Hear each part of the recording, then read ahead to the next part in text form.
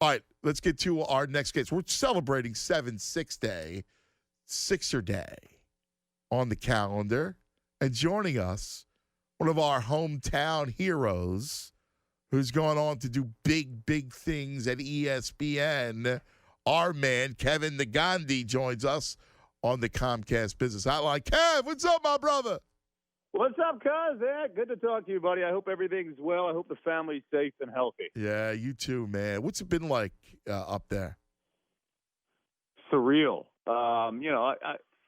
So it's been now 3 months. You're on a campus that's bustling, that's got, hundreds of people everywhere that love sports, that are passionate. And, that end of March, beginning of April, I would see maybe 6 people on campus. Wow. All day. And so it was very surreal, and that continued. And I got to give a ton of credit to Disney ESPN because they've made everything where you're not allowed on campus unless you have a reason to be on campus. Like you need a letter from your boss, and they've created an environment where you feel safe and comfortable. But it is very weird to see your co-anchor literally 6-7 minutes before you go on the air. That's the first time you're seeing them because, you guys you're at separate workstations. Yeah. But you keep the communication. We've got people working on the show that are home. I got to give our content group so much credit. And you understand, trying to create content on a daily basis when there are no It's sports, tough. Yeah. it is beyond tough. And for us to You do gotta get 2 to creative. 3 hour shows. On a daily basis. That's a credit to our crew. They do a great job with that. How do you look at, before we get, because I'm curious about your thoughts on the Sixers and everything, but I do want to ask you about football, and because I was talking to some guys and some coaches, and they're very worried about starting this season, and I don't see it. I'm just reading the tea leaves. I think it either gets pushed back. College, by the way, I think starts in spring, and I think they push the NFL back. What are you hearing? Anything there? So you hear a variety of things. It's obviously a fluid situation, and you know as much as I do where you can hear what people are saying, but anybody making a prediction where they're like, this is what's going to happen, exactly. They don't know what they're doing. But I can tell you that last weekend was the first time where I said, I'm below 50% on whether we're going to have football this year. And I thought for a fact we would have it in this calendar year. And I'm talking about the NFL. I'm at like 90% in my gut that if we do have football, it's going to be maybe 2 months, and that's it. And then they got to figure it out. If you look at the way the NFL schedule is too, it is jam-packed the first 6 to 7 weeks of superstar versus superstar when you look at some of the tasty matchups, and there are plenty of them. And when you look at the first 6 weeks, when the schedule was first released, I was like, whoa, this is – they front-loaded this thing, and I think they did it for a reason, right? If they have to play a certain amount of games, let's play the best games up front, right? And usually we're used to seeing some of the big matchups on the back end of the season, but they're opening up with Breeze versus Brady, right? And then you see the whole triangle of Lamar, Mahomes, and Deshaun Watson. They're facing each other the first 3 weeks. There's a reason, I think, for that, or at least when they decided to put the schedule together. As for college, I as a guy that loves college football, that is passionate about it, that is closely connected with it, with what I do on ABC on the weekends, I don't know how they can protect these institutions where thousands of kids are going to be roaming around and I shouldn't even say kids, young adults from 18 to 22. And we were all 18 to 22, and we all felt like we were indestructible and we could do anything. It's not about I think it's not about just, hey, the moment, living in the moment. It's, okay, what are going to be the ramifications afterwards? And I don't think we're at that point where people are caring about it. I mean, some do, but you can't control thousands of people on campus. You just can't. And I don't know if we're going to have a season. If we do, here's my biggest fear, Ant. I think you're going to see a big division with the Power Five and the Group of Five. Yep. The Power Five will get their games, their conference games in.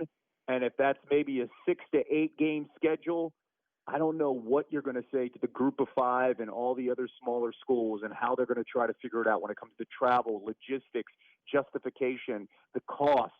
But the Power Fives, the schools like Clemson, Ohio State, LSU, Florida, when you look at the teams that they got coming back, Penn State, listen, all of them feel like we can win the national championship this year. Why are we going to look at potentially a spring when many of these kids, like a Trevor Lawrence or Justin Fields, can say, why am I going to try to play this season in the spring when I could just jump to the NFL, right? So that is a huge issue, I think. Now, the Ivy can do that, 'cause I think. Although one thing, though, Kev, all those TV dollars that because if you start canceling games, that's a lot of money. A lot of money. If you push that to the spring, one thing, people will watch and you'll get your money. So you'll be able to secure that revenue. Understood, but will you have the same quality? Will you have all the players that we are thinking? And let's just say the top 100 players in the draft that are going to be in that draft next spring. Are you going to have 50% of them taking part? Right, the dynamic of where you're watching a kid or a young man grow and develop, and you're like, I want to see what they're going to do this year. I want to see what's going to separate Justin Fields and Trevor Lawrence. I think that's where you're going to get hit. Now, here's the other thing. All right, like Phillies, Cardinals, or Ohio State, Michigan, and it doesn't matter who's playing. You see those helmets. You're watching those helmets. You're watching. No. You are watching. The question will be, who's playing? So you're going to watch the laundry, right? Yes. Who's playing in the laundry, and where's you're going to have quality because many of these programs have such crazy depth, but you're going to have some questions and question marks. Hypothetical powerhouse is North Dakota State, right? Where Carson Wentz is old school. They got a quarterback that is going to go in the top 10. Trey Lance. He is going to be a great player. You're going to hear about him in the NFL and all this conversation next spring. He is going to be really, really good. He's in that conversation with Justin Fields as well as Trevor Lawrence. He is really talented. I'm with you. What if he decides he doesn't want to play? Yeah. And then North Dakota State, a powerhouse, doesn't have the team that they believe that they were going to have. Yeah, that's the stuff that I'm talking about. Yeah, that's a great point. I don't know. My fingers are crossed, but honestly, I'm an optimistic person, and now it's under 50%. Yeah, I'm with you. Hey, let me ask you about the NBA and speaking of Disney and the great job that Disney's done in trying to put this thing together. What an undertaking, and it's pretty amazing the technology, the use of technology, and getting all these guys down there. How do you kind of see this thing playing out for the Sixers? No fans, and it's going to be a blast because we're going to get basketball from noon Eastern till 1 o'clock in the morning. It's going to be amazing. Hopefully everybody's safe and healthy. Well, that's not the conversation, Sure. right? Where I think it's dominating now, but like when we see the action, it's going to be incredible. Here's the one thing of all the years, right? When you look at the Sixers' success of all the years that now the home court is thrown out the door. I know.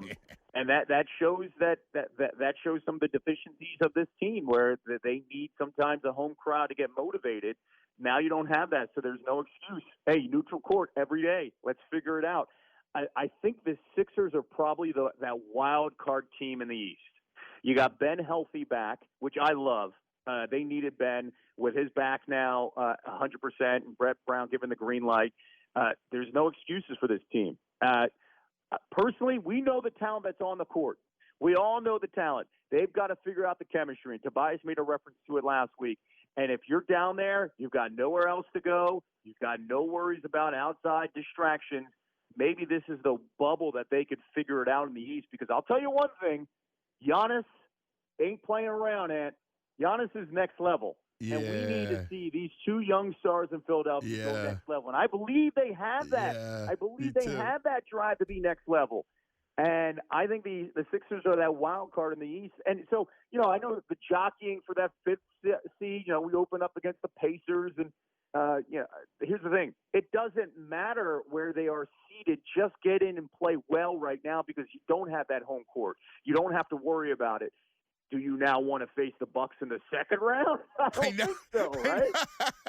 Yeah, you want to push the Bucks off as far as possible. I'm with you.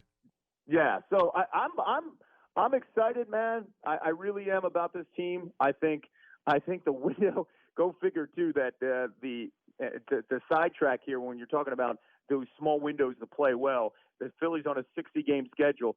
Shoot, where was that the last 2 years when Gabe Kapler was actually decent the first 2 months and then he fell apart? Right? I know. I want to see Girardi in that 60. I feel really good with McCutchen there and what the Phillies have in a 60-game window.